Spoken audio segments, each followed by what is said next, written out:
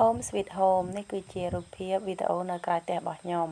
នៅក្រៅផ្ទះរបស់ខ្ញុំពេលថ្ងៃលិចទៅស្អាតខ្លាំងណាស់ទោះបីថាកាមេរ៉ាខ្ញុំមិនសូវស្អាតប៉ុន្តែថតទៅឃើញស្អាតណាស់ណាបងប្អូនប្រសិនបើជីវិតមិនសូវរវល់ទេអាចមកអង្គុយលេងក្រៅផ្ទះនៅពេលថ្ងៃដែលជិតលិចចឹងទៅគឺទេសភាពស្អាតនិងស្រស់ស្រាយប៉ុន្តែធម្មតាទេអ្នកស្រុកនៅស្រែ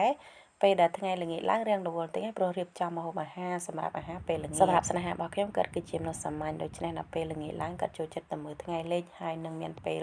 ខ្លះដើរលេងនៅក្រៅផ្ទះរបស់ពួកខ្ញុំនឹងឯងផ្ទះរបស់ពុកម្ដាយខ្ញុំគឺសាងសង់បែរមុខទៅកើតដូច្នេះពេលថ្ងៃលិចគឺនៅក្រៅផ្ទះគឺទេសភាពស្អាតណាស់មានដើមត្នោតហើយនឹងវាលស្រែចូលឆ្នាំនេះខ្ញុំបានទៅលេងផ្ទះពិតជារីករាយមែនតើស្រស់ស្រាយដោយសារតែបានទៅនៅផ្ទះជាមួយនឹងឪពុកម្ដាយចាស់ៗរបស់ពួកខ្ញុំហើយនឹងមើលថែទាំគាត់ហើយថ្ងៃនេះខ្ញុំបានកោររោមពុកម៉ែឲ្យពុកខ្ញុំដែរពុកខ្ញុំការគាត់នៅសុខភាពល្អជាងនេះគាត់មិនមានការវែងវែងឬផ្លិចផ្លាំងគឺគាត់ចូលចិត្តស្អាតណាស់ទោះបីថាមិននៅគាត់នៅស្រុកស្រែជនបទមិនសូវមានគេហៅថាជីវិតស៊ីវិល័យក៏ដោយតែអ្វីមួយដែលពុកខ្ញុំចូលចិត្តធ្វើសម្រាប់រូបរាងកាយរបស់គាត់គឺចូលចិត្តកាត់សក់ស្អាតហើយនឹងកោរពុកម៉ែឲ្យស្អាតហ្នឹងគឺពុករបស់ខ្ញុំដូច្នេះហើយទោះបីគាត់ចាំវែងចឹងទៅក៏កូនចៅចេះតែនឹកចាំថាគាត់ចូលចិត្តស្អាតដូច្នេះព្យាយាមកាត់សក់កោរសក់អីគាត់ចឹងទៅបើអត់មានខ្ញុំទេគឺក្មួយប្រុសរបស់ខ្ញុំដែលនៅក្បែរផ្ទះហ្នឹងឯងហើយពេលខ្លះបងស្រីធំកូនទី1របស់ពុកខ្ញុំហ្នឹងគាត់តនេគាត់ក៏មកជួយកាត់សក់កោរពុកមាត់ឲ្យពុកខ្ញុំដូចគ្នាពួកខ្ញុំផឹកតែមួយផ្លែតម៉ាត់ឡាវ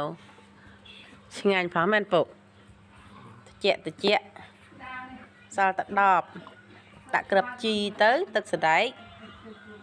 ផ្លែតសល់តែ10អ្វីដែលពួកខ្ញុំនៅមានភាពសប្បាយរីករាយជាងគេនោះគឺឪពុកខ្ញុំនៅហូបបានដើរបានខ្លះ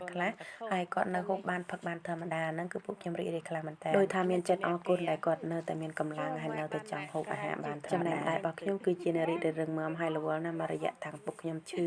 បាននិយាយត្រឡប់ពីអ្នកពូរបស់ខ្ញុំវិញគឺសមោអីហូបណាស់សំខាន់ឲ្យតែមានលុយនៅក្នុងហោប៉ៅហ្នឹងគឺថាទិញបានគ្រប់យ៉ាងហើយតម្លៃក៏មិនជាថ្លៃអីដែរពងមិនឬពងទាកូនណាពងមិនអាំងពងទាកូនគឺមួយគ្រាប់តែ1100ឬ1200ទេពីលើកមុនតាម1000ទេតែអ្វីវាឡើងថ្លៃខ្លះដែរហើយមានប្រហិតជៀនប្រហិតអីទៀតជួនកាលទិញមកយើងអាចហូបសម្រាប់មួយគ្រួសាររបស់យើងដែរបើពងមាន់អាំងគេមួយគ្រាប់តា1100ឬក៏1000អីទេណាខ្ញុំភ្លេចតែឲ្យទិញ3គ្រាប់2500គេលក់ក្នុង1200ចាហើយនេះខ្ញុំទិញ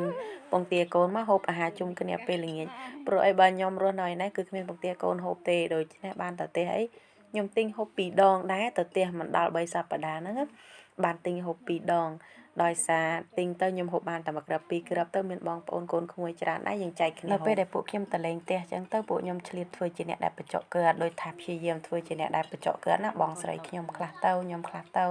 តែថ្ងៃខ្លះពួកខ្ញុំរវល់ផ្សេងទៅម្ដាយខ្ញុំបញ្ចុក